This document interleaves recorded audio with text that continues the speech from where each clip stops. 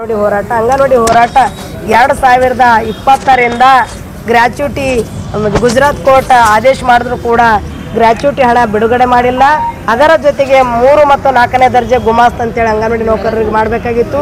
ಇನ್ನೊಂದು ಏನಂದ್ರೆ ಹೋದ ವರ್ಷ ಮೇಕ್ ಒಂದು ಕಾನೂನು ತಂದ್ರು, KKRDBನಾಗ ಬಜೆಟ್ ಬಂತು, LKG UKG ಸಪ್ರೇಟ್ ಮಾಡಿದ್ರು. ನಾವು ಕೇಳ್ತೇವೆ ICDS ಅನ್ನು ಬಲವರ್ಧನೆ ಮಾಡೋದು ಬಿಟ್ಟು ಈ ಒಂದು ಇಲಾಖೆ ಮೇಲೆ ಹತ್ತೋದು ಒಂದು ಇಲಾಖೆ ವೀಕ್ ಮಾಡೋದು ತಪ್ಪ. ಅದಕ್ಕಾಗಿ ಮಗುವಿನ ಒಂದು ಸರ್ವತೋಮುಖ ಬೆಳವಣಿಗೆ ಆಗೋದು ಅಂಗನವಾಡಿನಿಂದ ಸಾಧ್ಯ. ಅದಕ್ಕಾಗಿ LKG UKG ಇಡೀ ಕರ್ನಾಟಕ ರಾಜ್ಯದ ಎಲ್ಲ ಅಂಗನವಾಡಿ ಕೇಂದ್ರಗಳನ್ನು ಮೇಲ್ದರ್ಜೆಗೇರಿಸಬೇಕು, ಬಲವರ್ಧನೆ ಮಾಡಬೇಕು.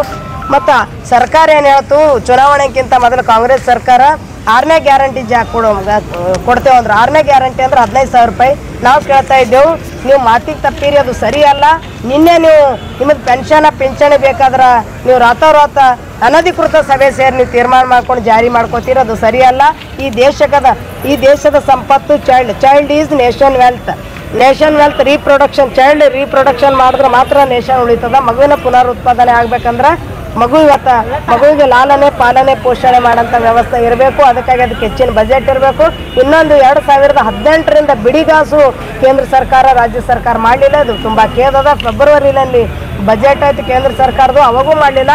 ಇವರು ಕೂಡ 7ನೇ ತಾರೀಕು ಏನಾದರೂ ಪಾಸಿಟಿವ್ ಬಂದ್ರೆ ಸರಿ, ಇಲ್ಲ ಅಂದ್ರೆ 8ನೇ ತಾರೀಕು ಇಲ್ಲಿ CM ಅವ್ರು ಬರ್ತಾರೆ. ಆ ಪ್ರೋಗ್ರಾಮ್ಗೆ ನಾವು ಹೋಗಿ ನಿಂದಿರ್ಬೇಕಾಗ್ತದೆ. ಯಾಕಂದರೆ ಸೀರಿಯಸ್ ಆಗಿ 6ನೇ ತಾರೀಕು 7ನೇ ತಾರೀಕು ನಡೆಯುವಂಥ ಬಜೆಟ್ನಲ್ಲಿ ಅಂಗನವಾಡಿಯವರಿಗೆ LKG UKG ಮೇಲು ದರ್ಜೆ ಏರಿಸಬೇಕು, ಮಂಟಸರಿ ಎಲ್ಲ ಕಡೆ ಸ್ಟಾರ್ಟ್ ಮಾಡಬೇಕು, 6ನೇ ಗ್ಯಾರಂಟಿ ಜಾರಿ ಮಾಡಬೇಕು. ಗುಜರಾತಿನ ಹೈಕೋರ್ಟ್ ತೀರ್ಪು ಏನು ಕೊಟ್ಟದಲ್ಲ, ಗ್ರಾಚ್ಯುಟಿ ಹಣ ಬಿಡುಗಡೆ ಮಾಡಬೇಕು. ಅದರ ಜೊತೆಗೆ ಸ್ಥಳೀಯವಾಗಿ ತಿನ್ನಂಥ ಸೇವನೆ ಮಾಡೋಂಥ ಆಹಾರ ಕೊಡಬೇಕು. ಯಾವುದೋ ಆಹಾರ ಕೊಟ್ಟು ಮಕ್ಕಳಿಗೆ ಇವತ್ತು ಬಲ ಹೀನಗೊಳ್ಳು ಆಗುತ್ತದೆ, ಅಂಗನವಾಡಿ ಸ್ಟ್ರೆಂತ್ ಕಡಿಮೆ ಆಗುತ್ತದೆ. ಅದಕ್ಕಾಗಿ ಈ ಒಂದು ಬೇಡಿಕೆ ಇಟ್ಕೊಂಡು 6ನೇ ತಾರೀಕು ಅಂಗನವಾಡಿ ಕೇಂದ್ರಗಳ ಬಂದ್ ಮಾಡಿ ಎಲ್ಲ ಟೀಚರ್ ಹೆಲ್ಪರ್ 7ನೇ ತಾರೀಕು ನಾವು ಬೆಂಗಳೂರು ಹೋಗ್ತೇವೆ.